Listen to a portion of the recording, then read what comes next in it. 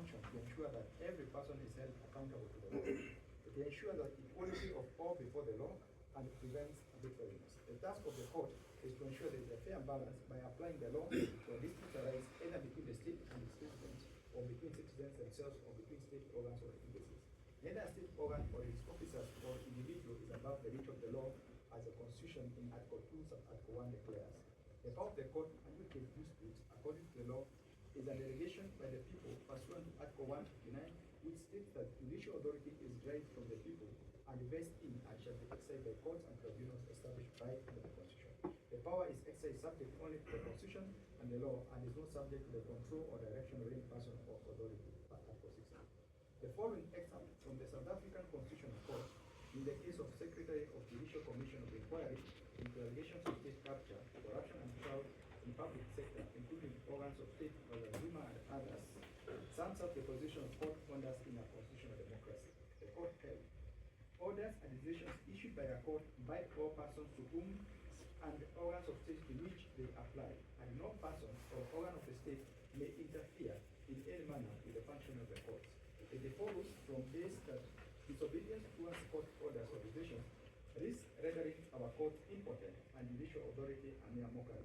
The effectiveness of court orders or decisions is substantially determined by assurance that they will be enforced by all and some, including organs of state. In doing so, courts are not only giving effect to the rights of the successful writ, acting as guardians of the Constitution, asserting their authority in public interest. End of quote. In the simple application, Dr. Fred Matiang'i, the Cabinet Secretary, Minister of Interior and Coordination of National Government, versus Meguna Meguna and 4 others, the Court of Appeal affirming the power to punish for contempt held as follows. When courts issue orders, they do so not as suggestions or pleas to the persons at whom they are directed.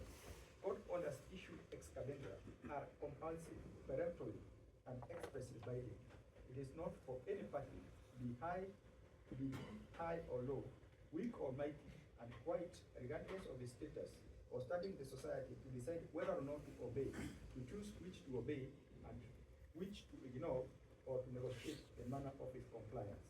This court, as must all courts, will deal firmly and decisively with any party who deigns to disobey court orders, and will do so only to preserve its own authority and dignity, but most will ensure and demonstrate that the constitutional ethics of equality under the law and the upholding of the rule of law are not mere platitudes but present realities. End of quote.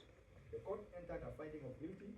This court entered a finding of guilty on the 9th of September 2024 after all efforts opponent to the contempt to find the contempt were ignored. This was to ensure its authority and dignity, which it is exercised on behalf of the public, does not get annihilated, leading to a situation of impunity and anarchy.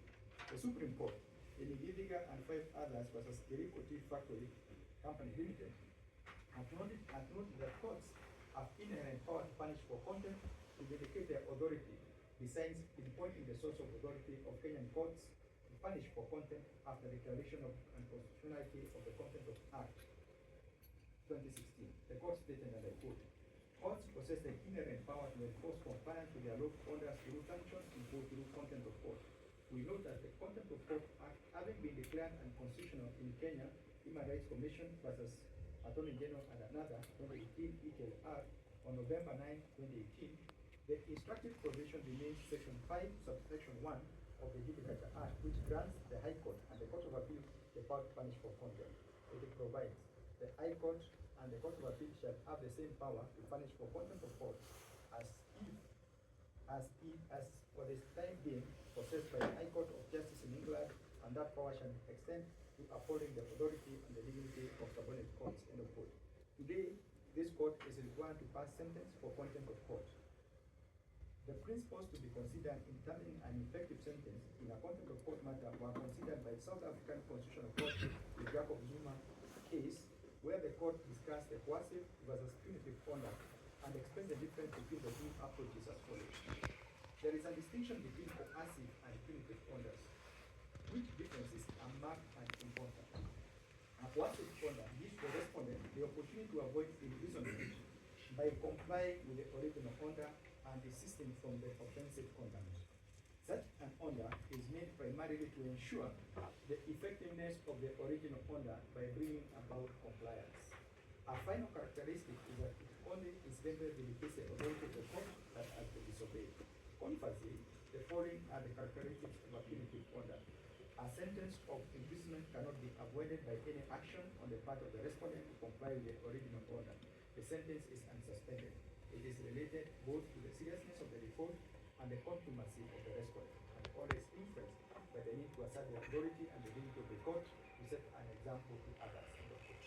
The court then went ahead and found that the conduct of the condemned and made it undesirable to benefit from coercive order, reasoning as follows. A coercive order would be both futile and inappropriate in these circumstances. Coercive committal, through a suspended sentence, uses threat of imprisonment to compel compliance. Yet, it is incontrovertible that Mr. Zuma has no intention of attending the commission, having repeatedly reiterated that he would rather be committed to imprisonment than cooperate with the commission or comply with the order of this court. Accordingly, a suspended sentence, being a coercive order, would use nothing. End of quote. The condemner, in this case, was accorded every opportunity to occupy the content to the extent that attending a workshop in Mombasa was more important than obeying a court summons intended to seek an explanation of the whereabouts of the second Iran petitioners, last seen on the 19th of August 2024, the date of the alleged objection. Nevertheless, I took note that on the last date, the condemner attempted to bring in his deputy to explain the position in regard to the summons. The rhetoric defiance of court orders brings impunity, particularly when it is done by those entrusted with public power, as it is inconsistent with the purposes and the objects of the Constitution. In passing this sentence, I am conscious that it is directed to the highest ranked police officer in this country. He is still in office. That might pose a challenge in the enforcement of the order, since in police service, seniority is highly regarded.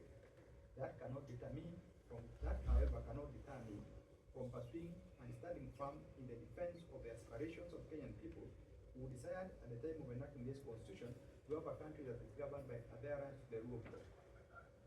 Part of the oath of office that I took as a judge states as follows. I will at all times, and to the best of my knowledge and ability, protect, administer, and defend this constitution with a view to upholding the dignity and the respect for the judiciary and the judicial system of Kenya. End of quote. The constitution of this country is supreme, and Article 2.1 reiterates that by stating that it divides all persons and all state organs. No man or state organ or authority is above the Constitution. The Constitution command through this court is that I uphold the rule of law by protecting the integrity of the judicial system. The significance of this sentence today is to vindicate the cherished principle of the rule of law in our constitutional democracy by restoring the dignity and the authority of this court in public interest. Borrowing from the South African constitutional revision, the condemner shall serve sentence as follows. The condemner, Mr. Gilbert Masengeli, is sentenced to 6 months imprisonment.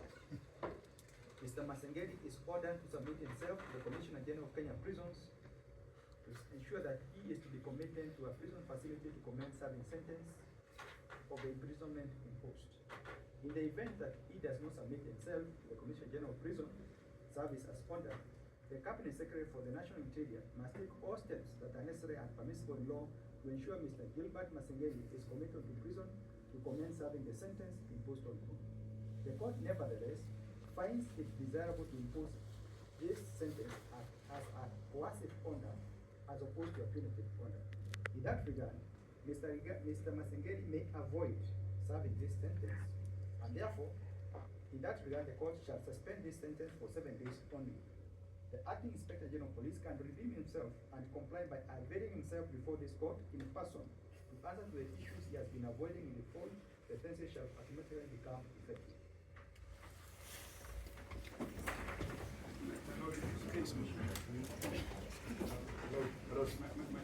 From the law side of Kenya. From the law side of Kenya. It's law side takes precedence, Mr. For the law society, my lord, we just want to say thank you. Yes, Mr. Alvin, yes. Mr. Yemen? For about. the Law Society of Kenya, my Lord, we thank you for the bold ruling.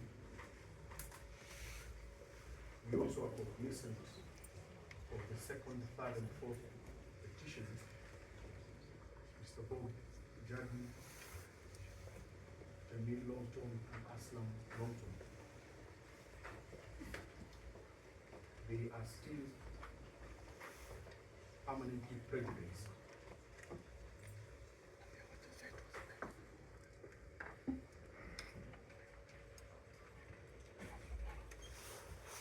There is a duty, my Lord, on the first defendant